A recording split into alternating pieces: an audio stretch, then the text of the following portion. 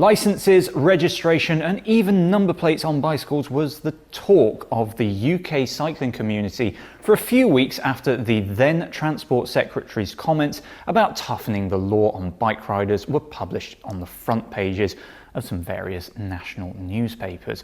And while his interest in number plates on bikes was short-lived and has since been backtracked on, it got us thinking, is there anywhere in the world that requires, or has required in the past, cyclists to be licensed? Let's start closest to home. Until a couple of weeks ago, the idea of cyclists needing to be licensed to use the roads was little more than a social media debate, occasionally worthy of an airing on morning TV or radio talk shows. As recently as December, the Department for Transport said there were no plans to implement a formal registration system for cyclists, saying the costs of introducing such a system would outweigh the benefits. The Transport Secretary, who then was out of a job when Liz Truss came to power, suggested a toughening of the rules for cyclists would be considered as part of the current review that may see a causing a death by dangerous cycling law introduced.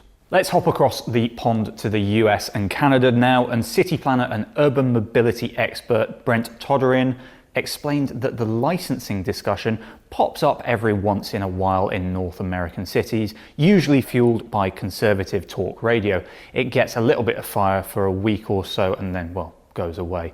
Those who are actually informed on the issue point out all of the reasons why it's far too expensive, it won't work, and would be detrimental to actual stated public goals.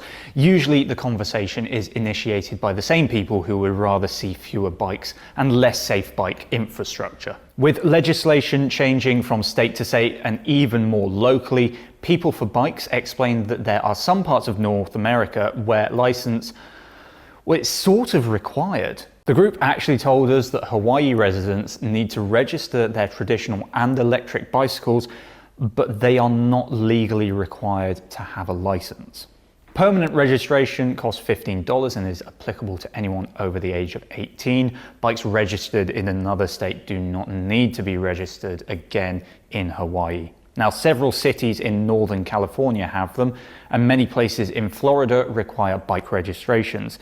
Montgomery County, a huge county in Maryland outside of Washington, D.C., only repealed its bike registration requirements in 2020. Lots of places have repealed them, but every year somewhere new tries to introduce them under the pretense of raising funds because they often cost money, or helping to identify lost bikes when they're stolen. Now, People for Bikes explained that their opinion is that licenses do far more harm than good. Time to go down under now, and perhaps surprisingly, considering the library of strict laws and hefty penalty fines that cyclists can find themselves on the receiving end of, Australia does not require bikes to be licensed or their riders.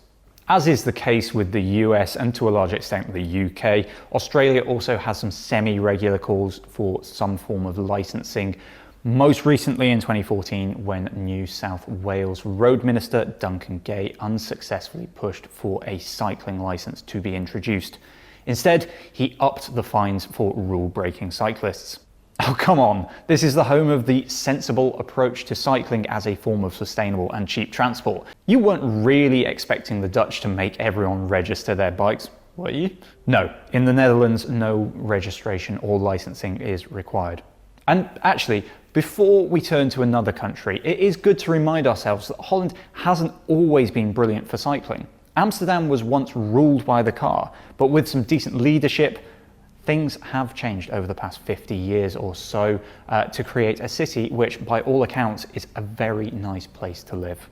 Now, one place where bikes do have to be registered is Denmark. This is, however, not a customer requirement, but something that the manufacturers must take care of. The Danes have a VIN system, which was introduced in 1942. It gives all bicycles a unique code embedded into the frame. It is illegal to sell frames in the country without a VIN, and insurance companies refuse to pay out on stolen bicycles without one. But the system is more of an anti-theft measure than a registration, so we'll let it slide. Bike riders in Switzerland used to need a CHF 510 vignette sticker on their bikes for insurance purposes.